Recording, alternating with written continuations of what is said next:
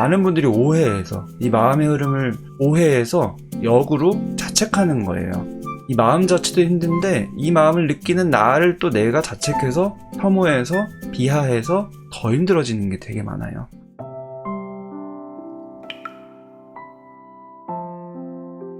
다른 사람과의 관계에서 시선이 느껴질 때 굉장히 긴장되고, 또 그러니까 또 안 본 척 하다 보니까 몸을 막 움찔거리게 돼서 이제 몸이 불편해지는 신체화 증상, 주변 사람들이 나랑 거리를 두는 것 같은 느낌, 심지어는 나처럼 놀래기까지 하는 느낌, 내 탓인 것 같은 느낌, 그래서 괴롭고 모멸감, 자괴감, 이런 감정을 느낀다.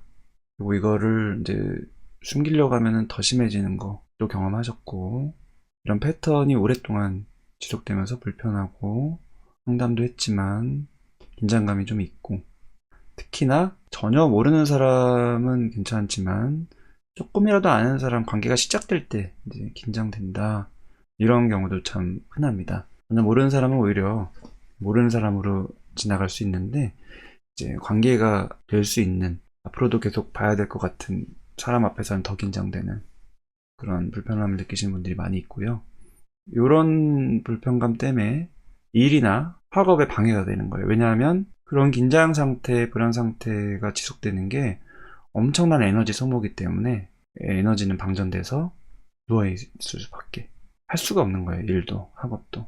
그래서 단순히 뭐 시선 공포 증상, 신체화 증상 때문에 뭐 불편하다 이 정도가 아니라 내 삶에 깊숙이 자리 잡아서 나를 많이 제한하고 그 영향을 많이 받는 경험을 하고 계신 것 같습니다. 우선 드리고 싶은 말씀은 시선 공포든 뭐 신체화 증상이든 이거는 다 결과예요. 항상 결과를 근본적인 원인처럼 궁극적으로 내가 해결해야 될 것처럼 이렇게 생각하다 보면은 계속 답이 안 나오는 경우들이 많습니다. 시선공포는 눈 마주침이 왜 불편한가 여쭤보고 싶습니다. 왜냐하면 본인이 이거를 좀 더 이해하게 되기 때문에. 에리님은 이제 사람들과 마주할 때 시선을 받을 때 몸을 움찔거리는 이유가 뭔 것 같으신지, 어떤 느낌이 있어서 또는 어떤 생각이 있어서 움찔거리시는 것 같은지 표현을 해보시면 좋을 것 같아요.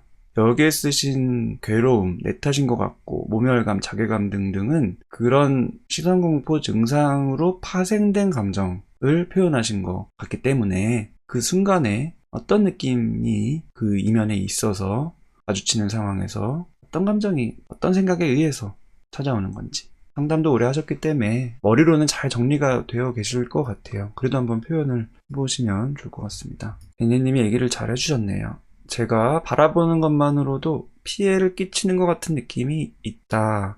눈을 계속 마주치면 싸울 것 같고 갈등이 생길까봐 공포스러운 느낌이 저도 모르게 드는 것 같다. 그냥 논리적으로만 보면 흔하진 않죠. 눈 마주친다고 뭐 싸우게 되거나 그런 게. 하지만 이런 공포 현상은 논리로 접근하는 게 아니라 그냥 본인한테는 맞는 거예요. 그럴 가능성이 뭐 얼마나 있냐, 뭐 이제 그런 걸 따져보면서 인지적으로 접근해서 인지행동 치료를 하는 접근도 물론 있지만 우선은 본인한테는 이게 맞는 거예요. 그리고 엄청나게 힘든 거, 이렇게 될 것 같은 느낌이 100%일 거예요. 눈을 마주치다 보면 싸울 것 같고 갈등이 생길 것 같고, 근데 그렇다가 또 피하면 지는 것 같고, 근데 쳐다보는 걸 지속하면 싸움이 될 것 같고. 그쵸? 시선공포 가지신 분들의 아주 흔한 현상이에요. 그러니까 이거를 눈을 어디다 둬야 될지를 모르겠는 거죠. 우리나라는 특히 이런 어려움이 있죠. 우리나라나 일본, 서구권에 비해서 눈 마주침이 자연스럽지 않은 그런 문화이기 때문에 전통적으로도 똑바로 쳐다보면 뭐 버릇없다고 할 수도 있고 참 애매하죠. 그거를 뭐 어떤 기술적으로 또 접근하는 경우도 있죠. 뭐 인중 정도 또는 여기 미간 정도를 보면 된다, 뭐 이런 식으로 기술적으로 접근하는 경우도 있는데, 그걸 아무리 익히고 머리로 생각한들 기술적인 근본적인 문제가 아니라서 본인의 감정에 어려운 게 있어요. 근데 이제 만약에 본인이 싸울 것 같고 갈등이 생긴다 치면 그 다음에 어떻게 될 것 같은지, 뭐 싸운다는 것 자체가, 갈등 생긴다는 것 자체가 공포스러운 느낌이 연결되는 건 아니잖아요. 근데 본인은 이유가 있는 거예요. 우선은 마주치다가 어떻게 될 것 같은지 연상을 해보시면 좋을 것 같습니다. 갈등이 생길까봐 공포스러운 마음 많이 공감된다. 그쵸? 이게 시선 공포로 나타나지 않더라도 이런 공포가 있는 분들이 많죠. 근데 갈등이 생긴다는 것 자체가 공포랑 딱 이어지진 않아요. 공포는 아주 생존과 관련된 반응이죠. 극단적인 불안. 쉽게 말하면 누가 날 잡아먹을 것 같은 느낌이죠. 내가 죽을 것 같은 느낌. 천적을 마주했었을 때의 동물적인 반응이 공포죠. 근데 눈 마주치다가 어떤 말싸움이 일어나거나 미묘한 갈등 상황이 되는 게 왜 나한테는 공포로 느껴질까? 이유가 있는 거예요. 이런 갈등에 대한 감정에 공감하시는 분들이 많네요. 갈등 생길까봐가 큰 것 같다. 어떻게 반응해야 될지 고민하고 서툰 내가 느껴져서도 그렇다. 이것도 연결이 많이 되죠. 그래서 시선공포만 보통 따로 있지 않고 사회불안장애, 사회공포증의 한 증상인 경우가 많죠. 사람을 마주할 때 뭔가가 어색하고 불편하고 어떻게 반응하고 대처해야 될지를 고민하느라고 부자연스러워지고, 그러니까 눈에 힘이 들어가고, 시선 처리가 고민되기 시작하면은 눈에 힘이 들어가고, 그거는 결국 내가 우려하던 눈으로 상대방을 공격하는 느낌이 들 수 있으니까 또 싸우게 될 것 같고. 조금 더 연상을 해보셨더니 만약에 싸움으로 가게 되면은 내가 통제할 수 없는 상황이 생길 것 같다. 예측할 수 없는, 그래서 불안할 것 같다. 아주 표현을 잘 해주셨어요. 상담을 많이 하셨기 때문에 이렇게 정제된 언어로 표현하실 수 있는 걸 수도 있는데, 조금 더 구체적인 예를 말씀해 주시면 좋을 것 같아요. 어떤 상황이 생길 것 같은지 생각나는 대로 막 써주시면 좋을 것 같아요. 어떤 상황이 나한테는 통제할 수 없는 상황인 건지, 이것도 사람마다 다르거든요. 통제하고 예측할 수 없는 상황이라는 게 나한테는 어떤 건지, 그게 있어요. 그리고 그거를 좀 잘 이해해야지 그때 내 감정을 또 이해할 수 있는 거예요. 철저히 주관적으로.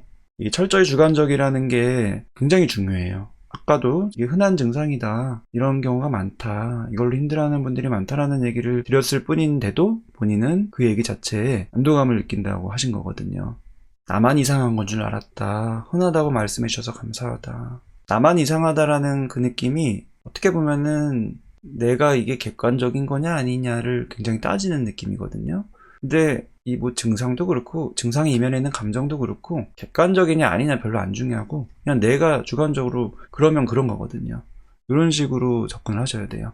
언론에서 요즘 이런 기사들이 많이 다뤄져서 더 불안하다, 그런 경우가 많죠. 또 뭔가 불리한 상황으로 될 것 같다. 10대 때는 특히 이제 눈 마주치면은 일진들이 뭘 꽂나 보냐 이렇게 하면서 시비를 많이 거는 경우가 있으니까, 또 이제 왕따, 은따 같은 경험을 할 때 또 집단적으로 그렇게 되는 분위기가 있기도 하니까, 그런 경험에 의해서 연상되는 경우도 있고, 또 나만의 이런 느낌이 있는 경우도 있고, 공격받을 것 같고 맞을 것 같다, 방어할 수 없고 미친 듯이 맞을 것 같은 느낌이다. 그리고 맞는 것도 맞는 거지만 그 순간에 방어할 수 없고 이제 아예 그냥 무방비 상태로 맞는 느낌. 그리고 그 속에서 저는 아무것도 할 수 없고 맞고만 있을 것 같다. 이게 무력감이죠. 무력감. 내 능력으로 이 상황을 해결할 수 없을 것만 같은 느낌. 이게 굉장히 중요한 느낌을 잘 표현하신 것 같아요. 이게 또 이유가 있는 거예요.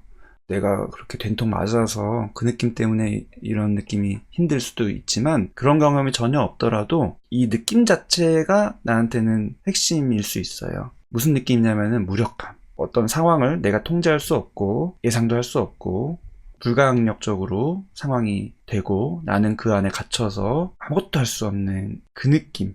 그 느낌이 내 마음 깊숙이 아주 크게 자리 잡고, 그 느낌이 나는 너무 힘들 수 있어요. 그리고 그렇다면 그 이유가 있는 거고, 혹시 이 느낌에 집중했었을 때 비슷하게 느껴지거나 연상되는 예전 경험이나 그런 것들. 경험이라는 거는 뭐 실질적인 경험도 있지만 내적인 경험도 포함이 됩니다. 혼자 상상하는 경험도 경험이고, 그게 실제냐 아니면 상상이냐 이런 게 중요한 게 아니에요. 본인이 그런 식으로 뭔가 연상을 했었고 그 안에서 아주 강렬하게 감정적으로 경험된 게 있을 수 있습니다. 그런 식으로 연상되기 때문에 공포인 거가 맞는 거예요. 중학교 때 부모님께 많이 맞았다, 그때가 생각난다. 또 학교에서도 그런 감정을 많이 느꼈다. 중학생 때 거의 은따였다. 저는 학교에서는 제 존재감을 숨기기에 바빴다. 제 존재감을 드러내면 괴롭힘을 당할 것 같았다. 부모님이 때릴 때 맞고 있을 수밖에 없었고 친구들이 무시해도 저는 가만히 있을 수밖에 없었다. 그때 감정이 생각나요. 그러셨군요. 너무너무 힘든 경험을 집에서도 하셨고 학교에서도 하셨네요. 성장 과정에서 중요한 감정으로 자리 잡는 경험을 두 개 꼽으라면 바로 집에서의 경험과 학교에서의 경험인데 둘 다 경험하신 거고, 예전에 아동학대 영상 올해 초쯤에 올린 거에서도 다뤘는데 그 경험이 또 학교에서의 경험으로 이어지는 경우가 참 많아서 많은 분들이 두 개가 또 겹쳐요. 근데 중요한 거는 감정이죠. 내가 맞았기 때문에 맞을까봐 두렵다도 물론 있지만, 맞아서 아픈 감정이 뭐 힘들 수도 있지만, 여기서 표현하신 것처럼 부모님이 때릴 때 맞고 있을 수밖에 없었다, 친구들이 무시해도 가만히 있을 수밖에 없었다, 요 느낌이 굉장히 힘든 느낌이에요. 이게 바로 무력감이죠. 내가 벗어날 수 없는 느낌. 이제 아동학대는 그 느낌이 정말 커요. 내가 어딜 가겠어요. 보호자가 나를 학대하는데 힘도 없고. 그래서 무력감이 많이 자리 잡아요. 그리고 학교 폭력, 왕따, 은따가 정말 문제가 큰 이유가 바로 이 무력감을 심어주기 때문이에요.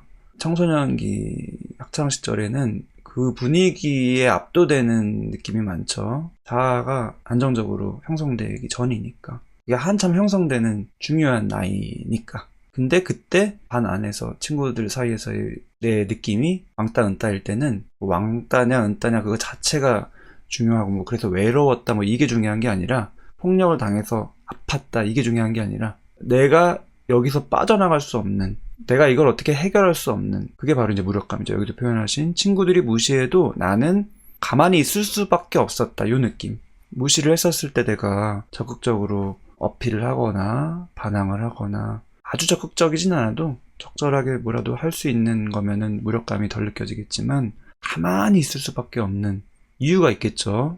그런 분위기가 됐었을 수도 있고, 또 흔한 거는 집에서도 그런 경험을 했기 때문에 그런 분위기가 됐었을 때, 무력감 분위기가 딱 느껴질 때는 그냥 멈추는 거예요. 내 감정이 너무 힘들어서 몸이 멈춰요. 그대로 당할 수밖에 없는 반응.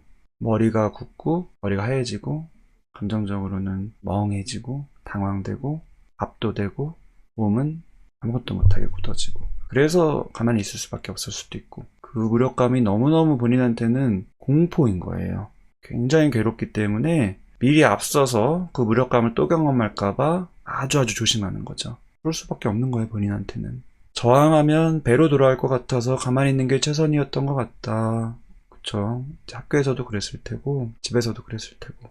여기 질문에서는 감정이 시선공포로 인한 감정인 것처럼 쓰셨지만 사실은 순서가 반대인 경우가 되게 많습니다. 시선공포 관련된 증상 때문에 내 탓인 것 같고 괴롭고 모멸감 느끼고 자괴감 느끼는 요 감정이, 여기 쓰신 거는 내가 시선공포 때문에 불편해하니까 분위기가 이상해지니까 나타나는 감정인 것처럼 흐름이 있지만 사실은 반대예요. 내 마음 깊숙이 내 탓인 느낌, 자책감, 그리고 모멸감, 자괴감이 내 깊숙이 이미 있는 거예요. 그게 이런 시선공포 관련된 불편한 상황에서 올라오는 거예요. 근데 이런 느낌이 왜 있을까요? 이미 지금 얘기하셨죠. 지금 이 상황, 무력감을 느끼는 그 상황에서 많이 느끼죠. 모멸감, 자괴감, 자책감.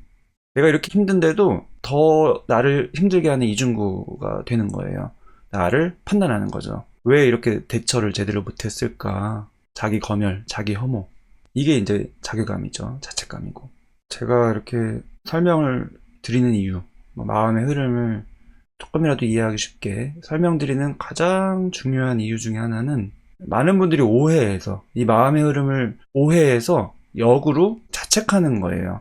이 마음 자체도 힘든데 이 마음을 느끼는 나를 또 내가 자책해서 혐오해서 비하해서 더 힘들어지는 게 되게 많아요. 그리고 그 2차적인 그런 마음이 어떻게 보면 제일 나를 힘들게 하는 마음이고, 그래서 애니님이 지금 느끼시는 모멸감, 자괴감, 이게 본인 입장에서 그런 마음이 느껴지실 수 있지만 본인은 어쩔 수 없이 그런 식으로 될 수밖에 없었던 거인 거예요. 이런 식으로 설명을 쭉 드렸는데 지금 어떤 마음이 드시는지 지금 마음을 또 표현해 보시면 도움이 됩니다. 떠오르는 생각이나 경험 얘기해 주셔도 좋고요.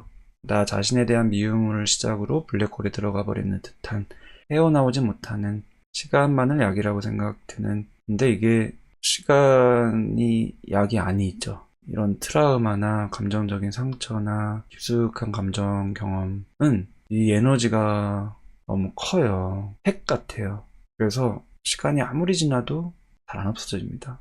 이런 식으로 마음을 살펴보고 스스로 이해하고 이렇게 힘든 내 마음을 오히려 탓하는 방향이 아니라 이렇게 힘든 내 마음을 이해하고 보듬는 방향으로 수용하는 경험이 있어야지만 이 블랙홀에서 빠져나오게 되는 것 같아요. 리님이 표현을 해주셨습니다. 좀 지난 일이라고 생각해서 괜찮은 줄 알았는데 눈물이 멈추질 않네요. 무엇보다 그럴 수밖에 없는 상황이라고 위로해주셔서 정말 많은 도움이 됐습니다. 저런 일상이 너무 패턴이 되어서 도대체 어떤 것에서부터 내가 이렇게 되었을까 끝없이 생각했어요. 찾고 상담해도 뿌연 한계가 거치질 않았거든요. 저의 감정을 알게 되었으니 무력감에 대해서 감정일기를 많이 쓰고 해소하고 수용해 봐야겠어요.